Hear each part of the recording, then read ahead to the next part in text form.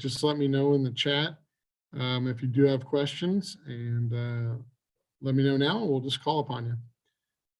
We'll get started here with Jeff Ferrato. Go ahead, Jeff. Justin, nice to see you. Can you just talk about the sort of unusual nature of this year's recruiting signing day? Just so many different factors that played into it, and certainly there was some high drama involving your guys' prospects. Yeah, we've signing day has always been an exciting time, and there's always the potential for some of what you referred to as drama, and that's part of the world we live in. Ultimately, we focus on the people that we sign, and we're really, really enthused about the group of guys that have signed with us. And as Kyle mentioned to you, there'll be a number of guys that we're going to be releasing at a later date. And the landscape of college football is rapidly changing, and we're changing with it as a program. Whether you talk about the transfer portal and how that affects your roster and projections, and also guys that we're going to be adding from the transfer portal, and then the NIL and how that's shaping different schools and the recruiting models that they're taking on. So it's an ever-changing landscape, and we're adjusting with it. But at the end of the day, we're, again, really, really eager to get these guys that we've signed on campus. If I could follow up, Chase made a decision yesterday that he will move on to the NFL, and that leaves you a little short in the quarterback area. He's announced no signings yet today. Do you intend to sign someone, and is it possibly going to be a grad transfer or a transfer? And can you also talk about just Chase's decision? Yep. I've talked to Chase right after, we closed out the season, and had a good discussion with him, and had a good feeling of which way he was leaning. And we wish Chase nothing but the best. I mean, he gave us everything he had for a number of years, and really appreciate what he did for our program. We're actively talking to a number of different candidates at that position, and feel strongly that we'll be adding somebody to the quarterback room sooner than later. Do you need some experience there? It's a possibility. We feel good about the guys in there, but again, with where we're at in college football and the transfer portal, and there's a number of good football players out there that, for one reason or another, may be looking for a new opportunity, and we'll explore all those. Thank you. Mm-hmm. All right, we'll go to let's see who's next here. Trace Travers. Actually, Jake Curtis. Go ahead, Jake. Yeah, we haven't spoken to you since all the stuff you reported to have been offered the Oregon job. Can you tell us why you didn't take it? Jake, I appreciate the question, and there's a lot of great programs in our conference. I really enjoy being here at Cal, working with our players and our staff. We feel like we have unfinished business here.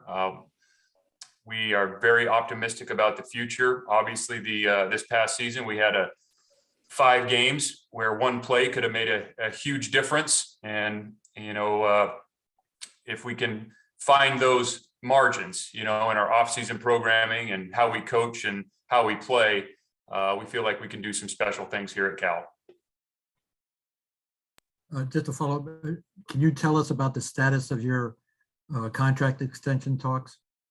I have currently, I think, 4 more years, and I've been in talked to Jim and our administration about potentially an extension. And if there's something to report, we'll release it at the appropriate time. But right now, my sole focus is on, recruiting our players and getting a great off-season program put together.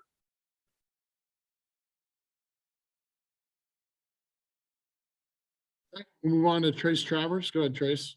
Yeah, Coach, you just announced a signing while we were on the call here of Curly Thomas. What can you tell us about him? He's a guy that I know Coach Hayward thought pretty highly of.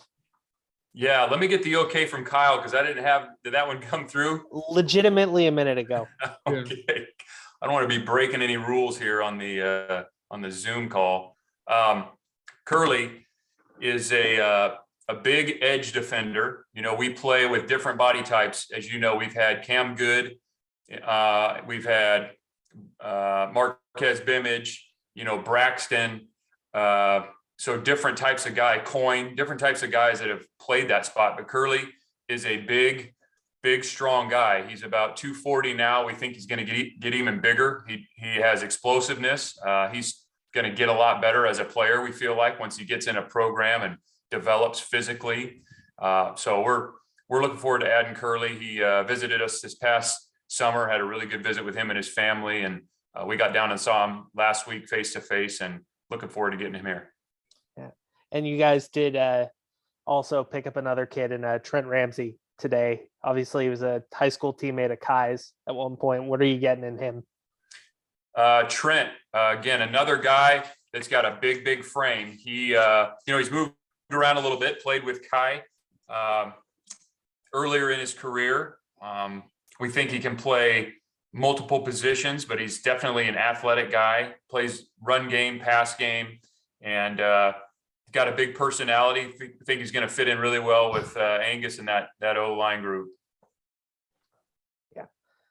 I'll come back and ask more later. Thank you. You got it. Go to David Bush from Barron Center. Go ahead, David. Yeah, Coach, could you get a little more specific about the two quarterbacks that are coming back, Kai and Zach? And, I know they didn't get to play, but how much did you see of them in practices, and what can you talk a little bit about their strengths and what you liked in them? Well, both of them improved a great deal since they've been here, different styles of play. And we think both of them have bright futures. They just don't have a lot of experience. And so there's no substitute for that. And we expect those guys to have a great offseason and continue to learn under Bill and the offense, and get to be comfortable in the system. And spring ball will be extremely important for those guys. Can you get a little more specific about their styles and how they play? Yeah, well, Kai can really throw the ball. You know, he's gets the ball out quick. I think the receivers really like the way it travels. You know, he's a very smooth operator when it comes to throwing the ball. He can also run. He just, again, that position, experience really can make a huge difference in learning the offense and being comfortable in it.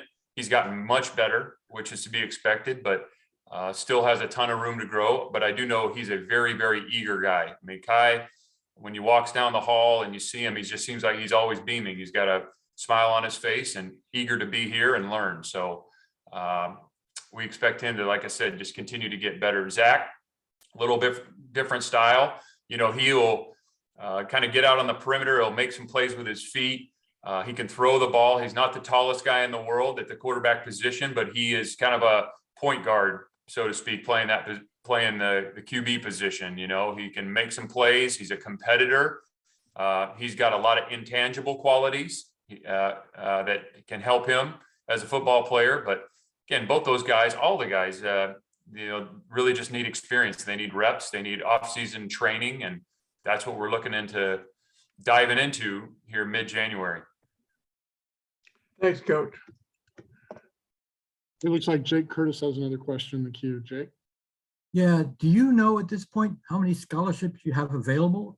In other words, what is Dang's situation cleared up, and Glover and all those guys? I don't want to get out in front of them. We've had multiple conversations with the seniors who have eligibility remaining if they choose to come back. We're going to let those guys make those decisions, but we are in constant communication with them. So I don't have a concrete number for you, Jake, because it's ever changing. We'll go to Jeff Ferrano.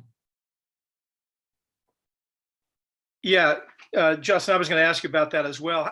Can you just talk about how much more complicated or challenging it is to sort of try to create a recruiting class when you don't even know how many you can sign? You hit it, Jeff. It is, it's a new era. And so we do the best we can to anticipate where you're going to be roster wise, but the roster management has changed, and there is projections, and you're projecting.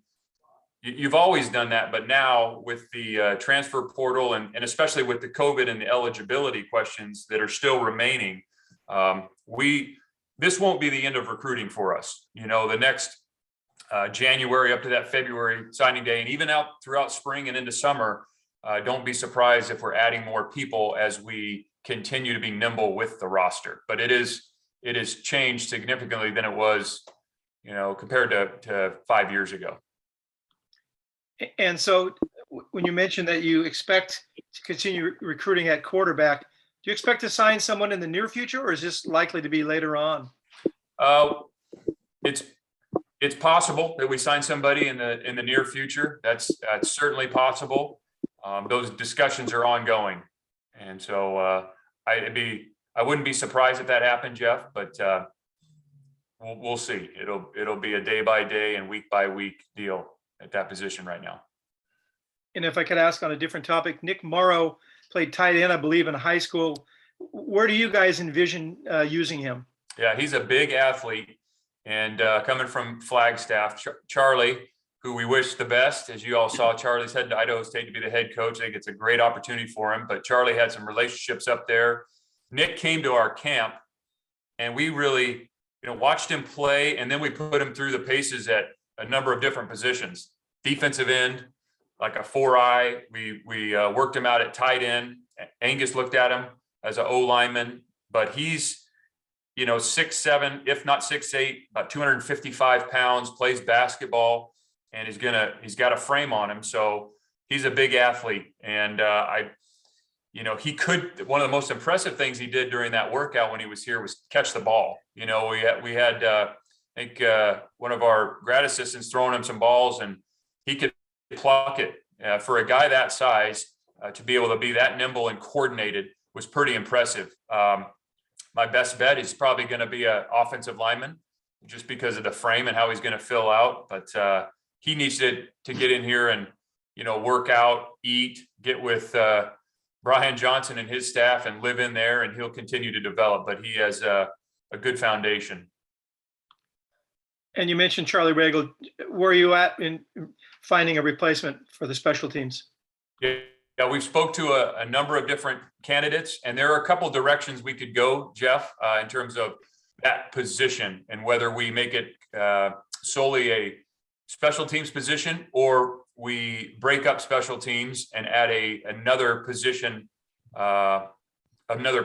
coach to supplement. It would be on the defensive side of the ball, just to even out the numbers. So that's a consideration as well. And we're working through a number of different candidates and got some really good people we're talking to. Thank you.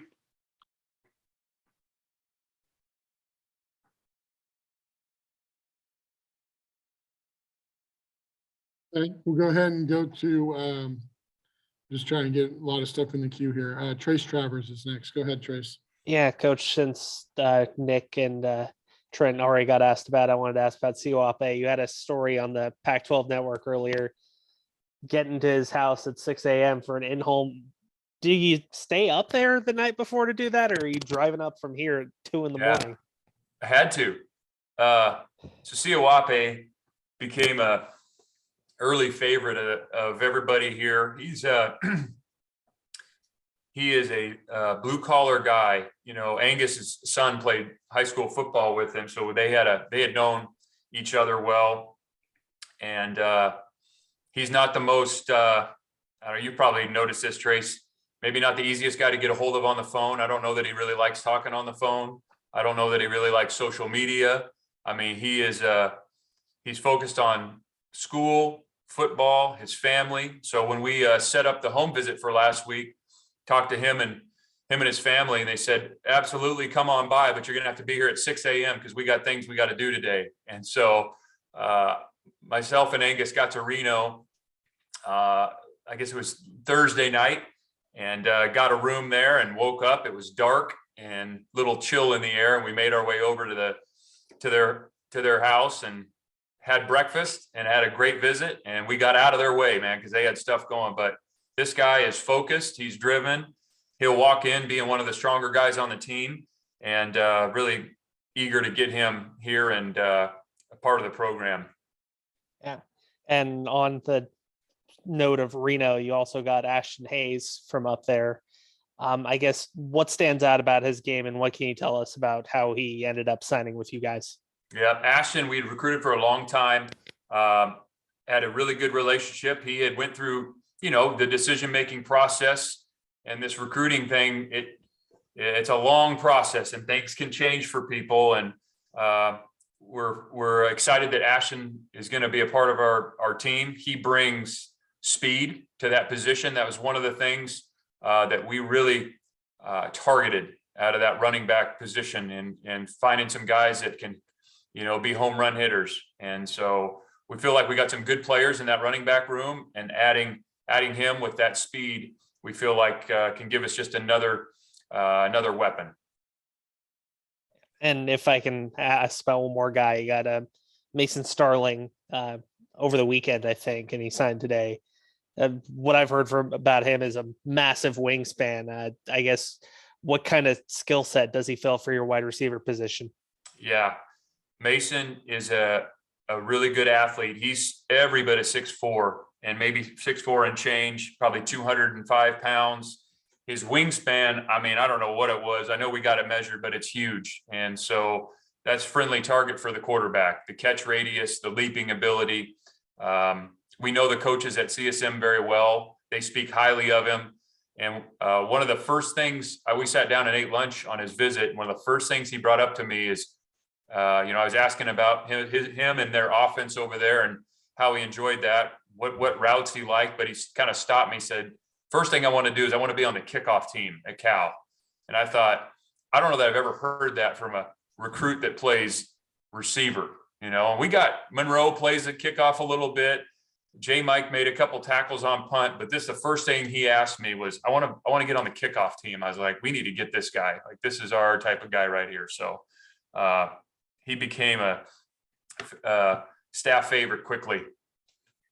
Kickoff's fun. Can't blame him. Thanks, Coach. Yeah.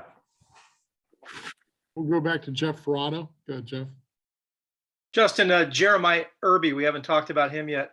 I've seen him listed as a DB and as a wide receiver. I think your bio says he's earmarked to play defensive back. You talk about him and what versatility he has.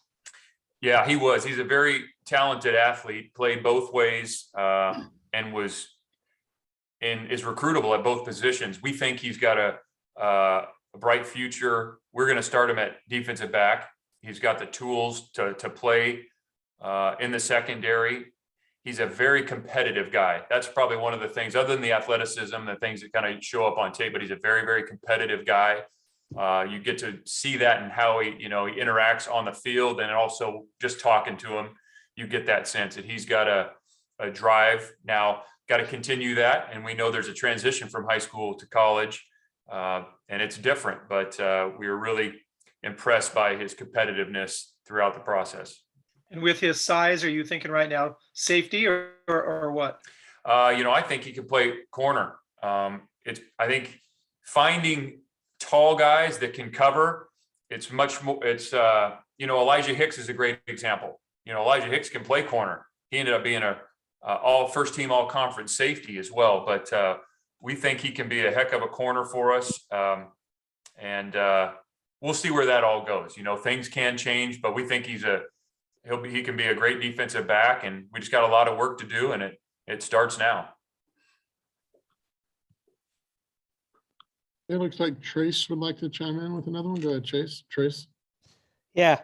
You guys also got Nate Burl today, and he appears like he's going to be the only defensive lineman you signed today. What can you tell us about him, and what do you see going forward at the defensive line position? Yeah, Nate's a real kind of explosive, disruptive guy. He's got a good frame on him, loves football, very humble guy, very, very humble. His demeanor is what we're looking for at that position. And I just think his best football is, I think he's just scratching the surface of what he's going to become. And we got to know him well, strong relationship with him and his family. And, you know, he's one of those guys that I think is going to get up here and once he gets into the weight room and around our team and kind of gets into the rhythm, he's really going to blossom.